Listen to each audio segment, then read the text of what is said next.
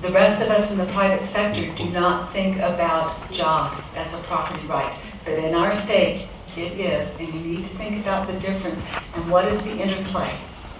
So let me go back to the very basic concept. Individual responsibility is the greatest form of empowerment, and that includes those things that should be yours. Your home, your personal property, your personal safety, those are yours, and we should not tread on them. You know, I just came back from the East Coast. It was very interesting. We don't think about what's happening in New Jersey or New York. Never occurred to me that individual businesses in those large towers had no property rights. They have no right to alter their property. They have no right to put a sign out. They have no right to have an antenna. I didn't know that. So be careful what you ask for.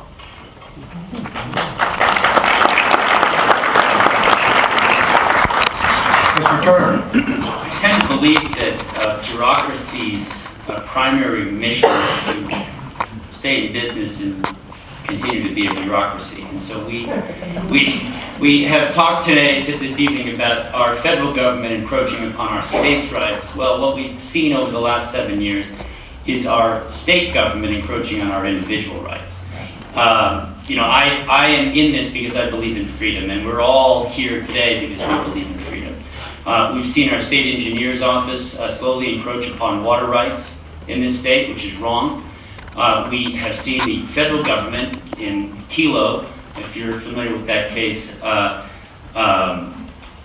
deal with eminent domain and try and take people's private property for public use, which is fundamentally wrong in most cases, I believe.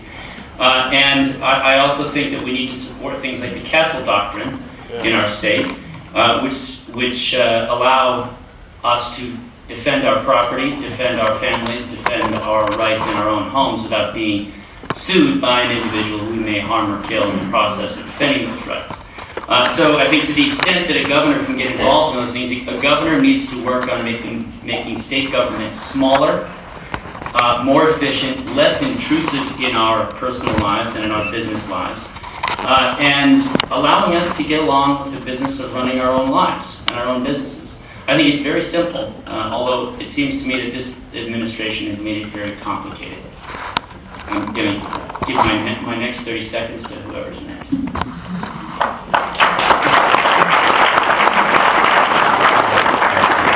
Mr. Domenici.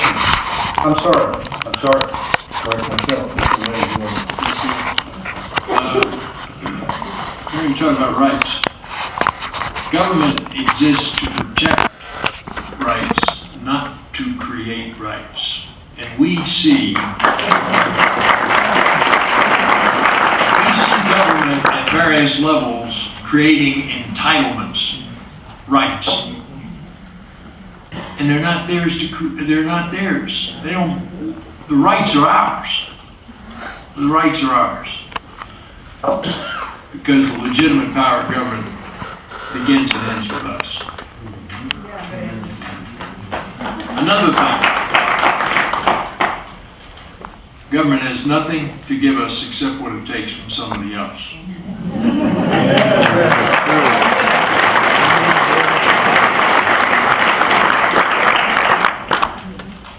Westerners often have libertarian tendencies. Live and let live. And that comes by the nature of where we live, the freedom of our space. But between eminent domain and the intrusion of government, we constantly have to be on guard everywhere.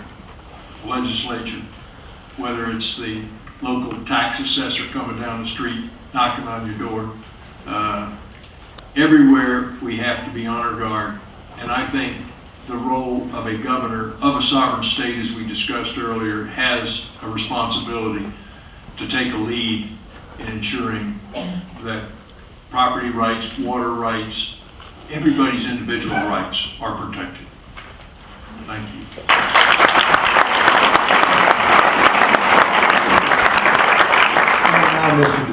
Thank you. I want to talk about the right that hasn't been brought up, and I'm not sure it will be, so I wanted to take an opportunity to talk about it, and it's the First Amendment. And the First Amendment is what brought all of you here today.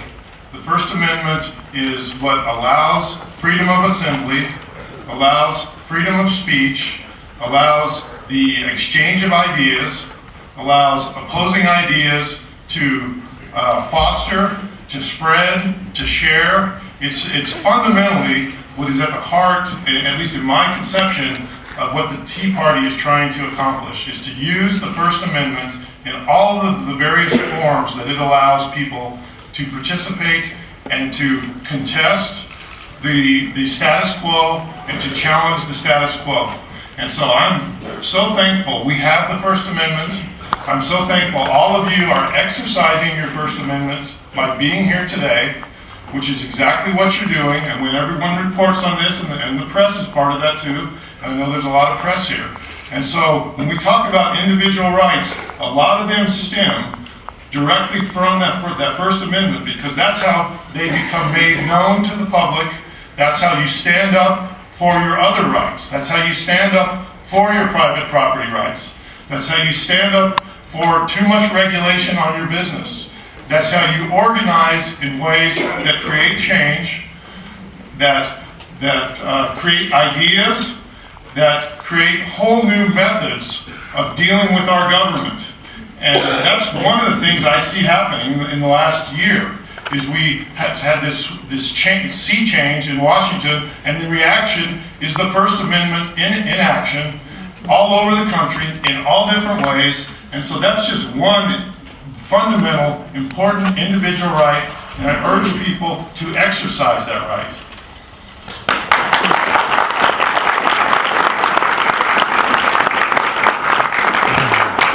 Mr. Wade, we go back to you. New question, I hope. I'm sorry.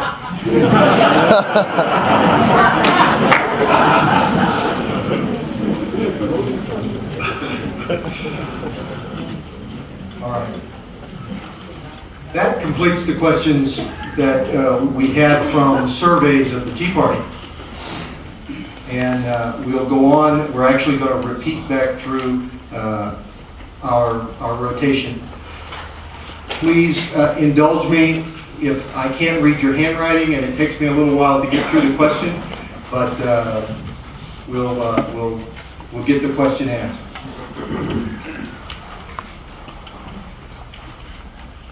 What do you think about New Mexico's current water policy, specifically the recent domestic well lawsuit challenging the constitutionality of the domestic well statute, which requires the state to issue a domestic well permit to all those who apply? And I'm sorry, Mr. Domenici, you're going first. Well, I have the New Mexico Constitution up here with me, and it recognizes water rights as a constitutional right, which is a very precise way to define a water right. And it says that beneficial use establishes a water right by Constitution in New Mexico. And there is a tension between that and the statute that says people can put a domestic well in when someone may already have a constitutionally protected beneficial use of the same water. And that is really the heart of that challenge, and that is a difficult challenge. I understand it is popular, possibly, to say we should easily restore or not limit domestic wells. But that the problem with that and the tension with that is that can interfere with constitutionally protected water rights that are fundamental in our Constitution. They're recognized by our Constitution. And I know that the courts are grappling with that, and the state engineer is grappling with that. I think we need to allow domestic wells where domestic wells are required for people to build houses or sustain their living situations.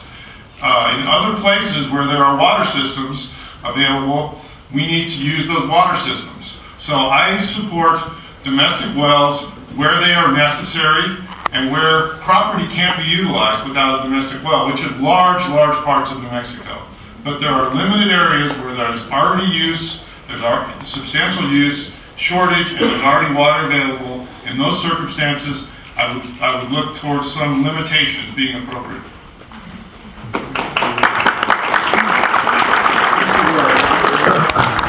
I agree with Mr. Domenici on much of what he said, but I want to add a couple of things. I happen to be a believer in sustainable agriculture.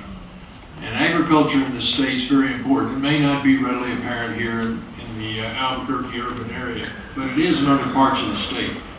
And we have competing uses for water, as you well know. As an example, the Intel plant up in Rio Rancho consumes an enormous amount of water. I think one of the things that we need to do is get into innovative, creative ways to use water, non-potable water, in every way we can, and we'll have water reclamation projects. Some communities in our state are very good at it, much better than others. Given the fact we're a western state, there's only so much water out there, and we've got competing demands for it. Besides grappling in the courtroom, which ultimately the state engineer will have to do, there's no question about it. But besides that, we ought to be able to take a lead and encourage water reclamation, incentivize water reclamation, and look at every great idea. You know, plagiarism in the classroom is a bad idea, but where other states and other communities are doing something very well, we need to take those ideas and bring them to New Mexico, and that's something I intend to take the lead on.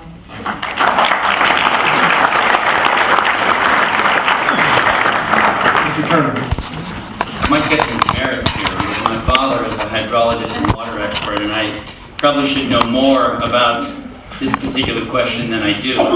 And he's sitting back here, and he'll probably beat me up after this. You know, I tend to believe that water is a commodity, and if I have ownership of water, I ought to be able to drill a well, whether there's a water system or not.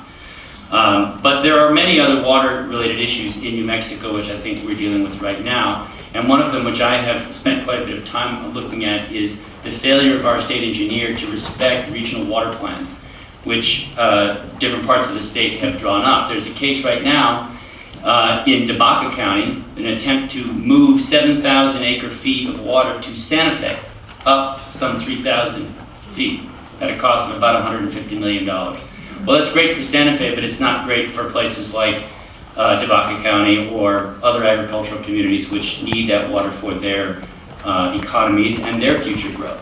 And so I think we need a water policy in the state that recognizes and respects rural communities and metropolitan communities such as Albuquerque and Santa Fe, and ensures that there's appropriate water resources for all of those communities to sustain themselves, sustain their economies, and their livelihoods.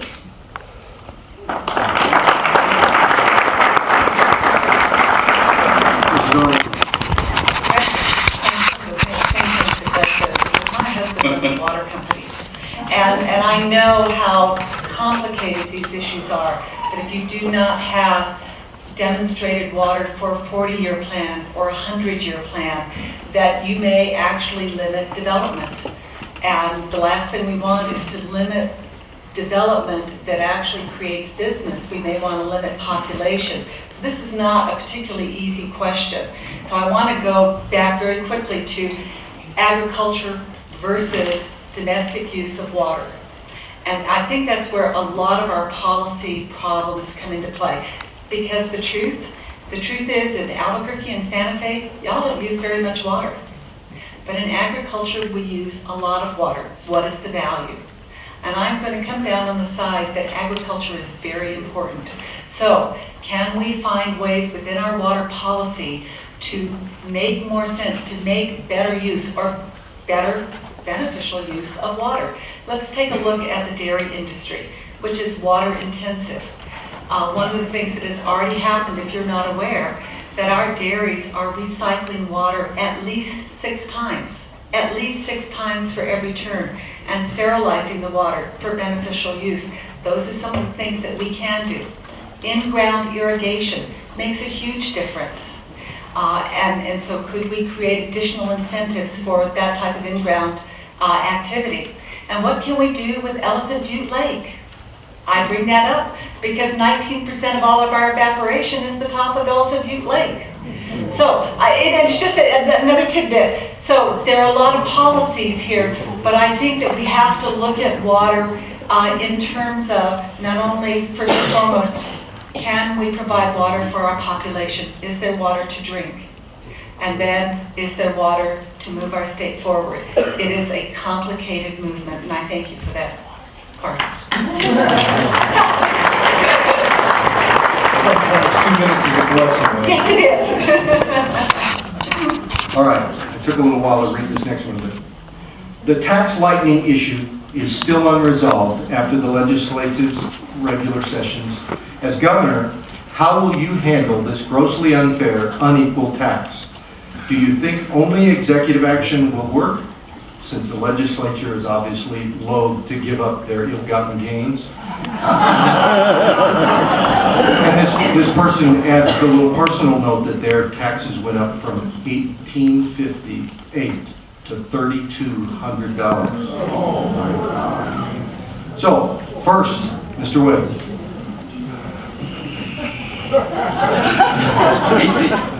There's nobody likes that tax assessor, I'll tell you, nobody. But especially when they come along with an inequitable, tap you on the shoulder and say, oh, by the way, the taxes are going up. I thought it was, it's unsatisfactory, to say the least, that the legislature can't resolve this. And next session, where we have a 60-day session, and the kinds of things that the governor thinks are important, I can tell you, if I'm the governor, we're going to get on top of it. We're going to get it's going to be on the legislature's call, and they're going to get their arms around it, because you can't continue to have this inequity. It's and the sad part about it is, if you don't have the guys tapping you on the shoulder, you're kind of figuring that you're okay, but somebody else gets tagged and gets tagged bad. So you got to level the playing field. There was a great article in a paper by Senator Mark Bontano on that very recently. There are some people and it's a complex issue, but there are some people who can see a way through the minefield, so to speak. Bottom line, if I'm the governor, it's going to be on next year's call. We're going to get our arms around it, because you just can't continue to use an old expression, run a railroad like this.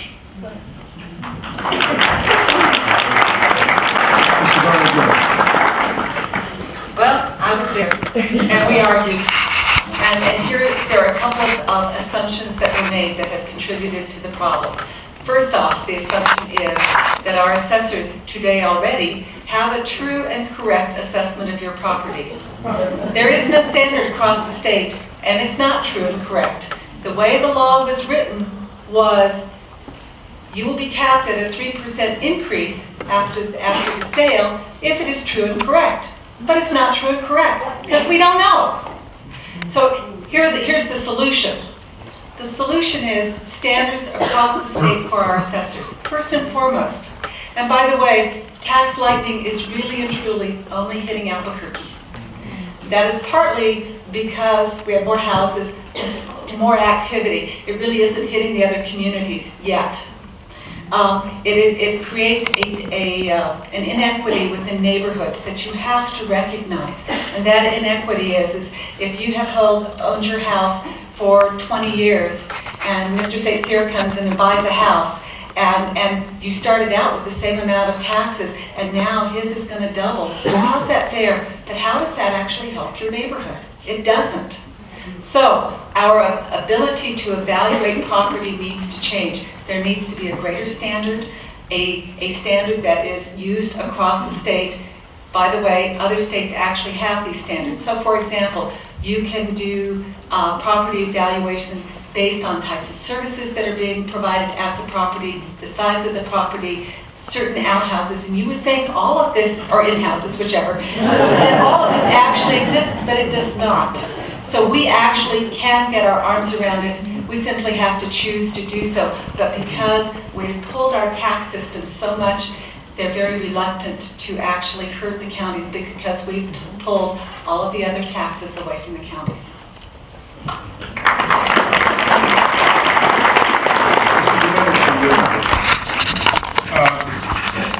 I agree with actually with both the people before me. It needs to be addressed next session.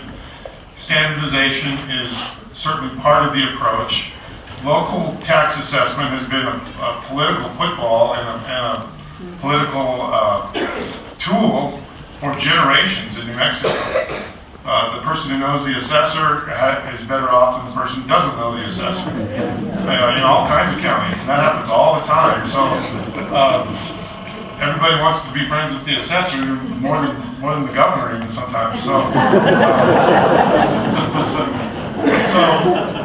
but when we get to this issue, I think we need to realize next session that it is only going to get worse if we don't deal with it. It's one of these problems that just this year alone will create a huge problem for Bernalillo County by next session.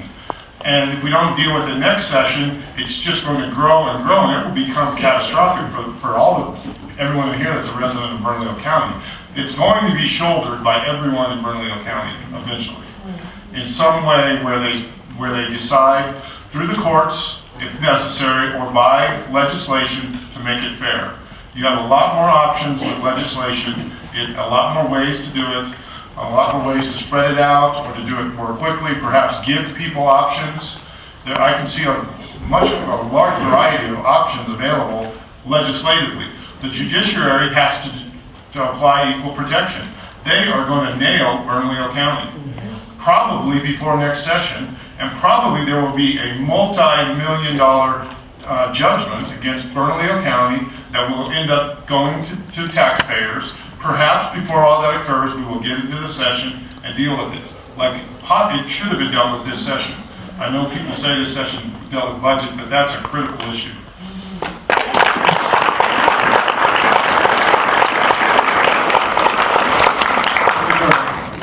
Kind of a relief going last on a question like this because everything I think that's important has actually been said, but ultimately it's fundamentally wrong.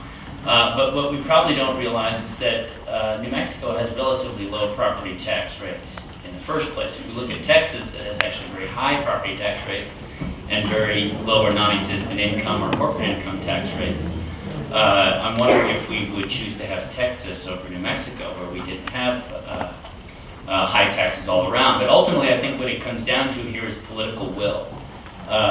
Janice and her colleagues in the legislature have been arguing about cutting taxes or raising taxes for the last 30 days at our expense and haven't gotten very far at all. And they're going to start again 2 days from now. I question whether they have the political will to get this done. And the political will, not only to deal with tax lighting, but to deal with our budget, doesn't exist. And I think we need a governor who's willing to stand up and force people to sit in a room and not leave until it's done. We haven't seen that in a long time. And I promise you that's something that I will do, not only with tax lighting, but certainly with our budget issues.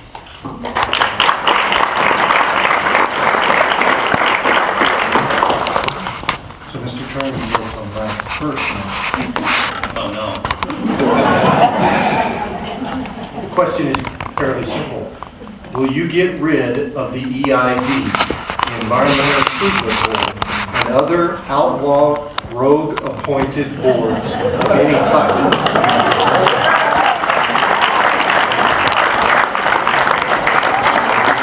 Really tough question. Yes.